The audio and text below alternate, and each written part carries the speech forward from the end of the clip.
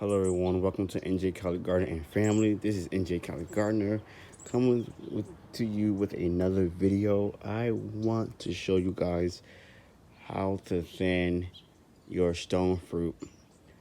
Here we have the white sweet donut peach, and since this is an early mid variety, it already has self-fruited, and there is the fruit. So basically what happens in the month of, I believe is October, with this variety, it starts to bud. Then it swells. Once it goes through the swelling process around January through mid-February, it starts to blossom.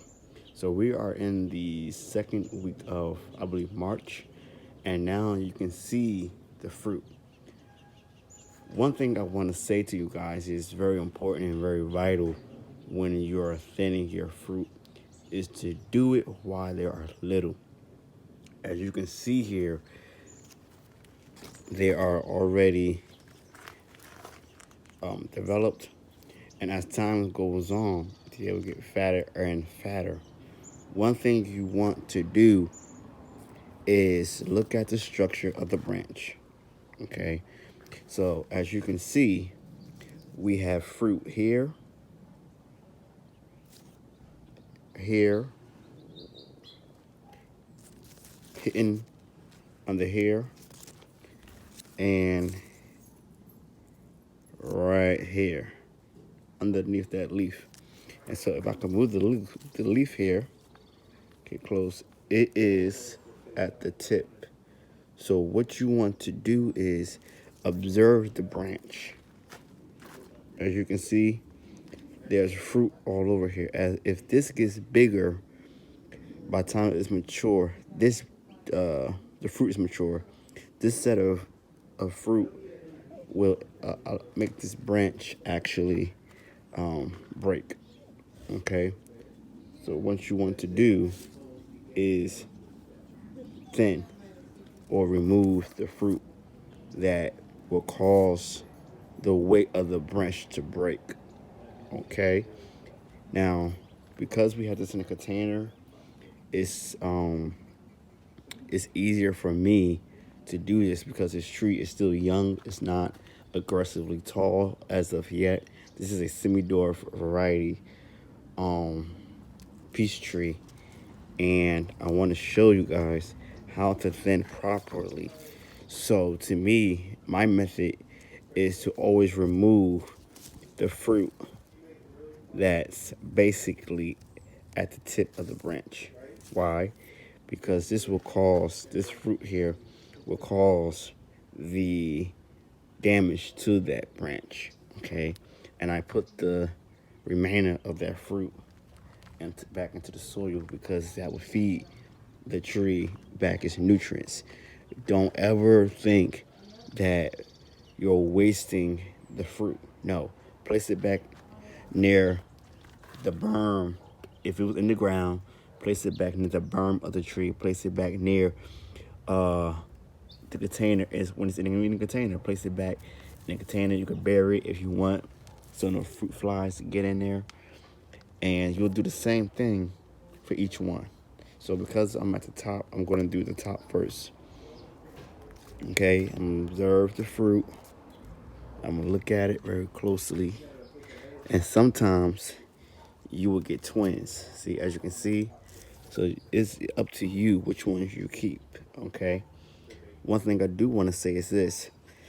Don't remove these dead looking petals, as you can see. Don't remove that. Why? Because that keeps it protected from the sun throughout the extreme heat. Never remove the petals off the fruit. That's one thing you don't want to do. A lot of people just think that the leaves is the protection, gives the protection to the fruit. That's not just the case. You can also leave these dried up petals on the fruit. And what you want to do is, if you haven't, you can also, as you can see, there is no bite marks on the leaves as of yet, because as we know, all stone peaches, plums, those type of fruits, get leaf curl with the red pigment on the leaf, and also it gets eaten by insects, how on the leaves. But I also was told that this happens because there's not enough nutrients for the stone fruit, which is the peach trees and your plums. So as I go around here, I want to keep showing you guys how it looks from the opposite side. As you can see, remember it's on an incline, so it's leaning down a little bit. But this is what I have to do. I believe I'm going to guess an estimate amount of fruit we have on this tree. Could be at least 100 fruit set. If I go around each branch and show you guys.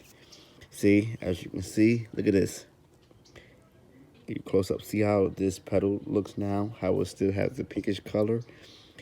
In a couple of days or so, oops, I'm too close. A couple of days or so, you're going to see the dead looking petals, okay, or the browning.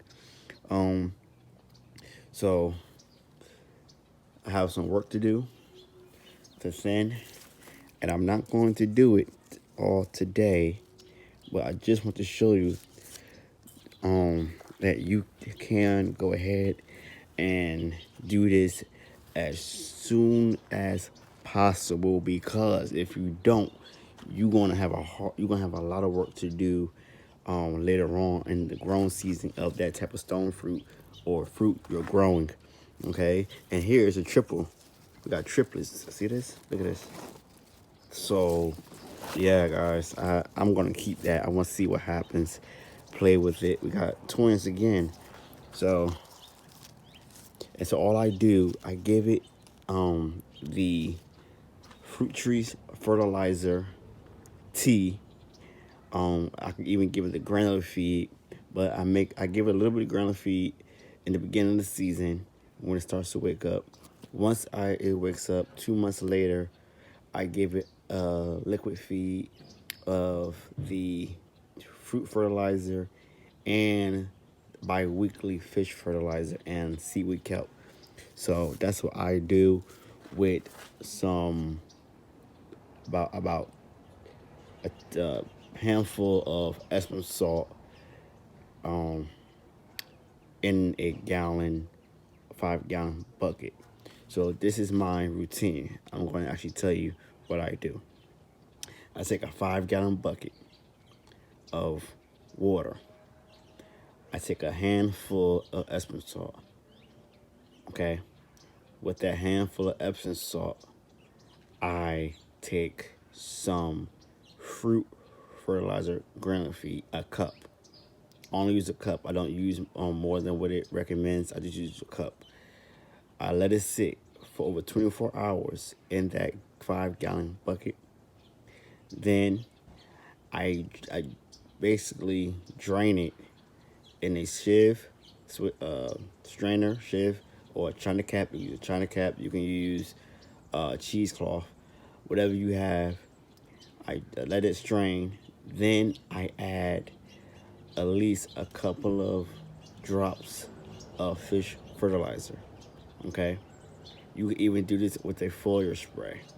When you add the Epsom salt is magnesium. It's just like chelated iron. You can use that as well. That will keep your leaves dark. Okay, anytime you have discoloring leaves, if they're brand new leaves, they are going to look like that. But if they are adult leaves, like as such you see here, then that means your tree is lacking some type of nutrient.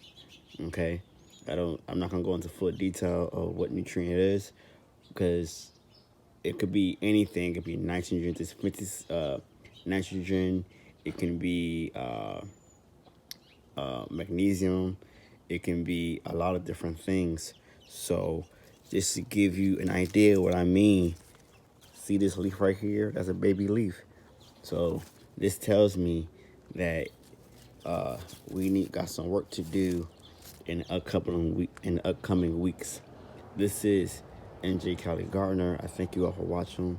watching. I thank you all for being part of the NJ Cali Gardener family, for those who have subscribed, and those who are just viewing to see how to thin your fruit.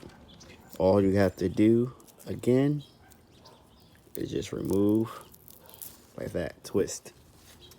No harm, no foul, no damage. If I want, I can go ahead and move this one right here, but I'm not. So I'm going to leave these two and this one. This is the twin. I got a lot of twins, so I can remove this one. And all I'm going to do is twist. There you go. And no damage really. Just this I could just take a little pruner or a little razor and just cut that off. But in time, that will heal, so don't worry. I can go ahead and then again move this one in the middle, as you can see right here, and it's off. Okay, done. It's back in the soil. So again, NJ Cali Gardener saying thank you for watching. Until next time, please do me a favor, share this video. If someone is interested in learning how to thin their stone fruit or any type of fruit, let them come down and come to NJ Cali Gardener Families page and see what is going on. Peace. Shalom to all. Have a great week.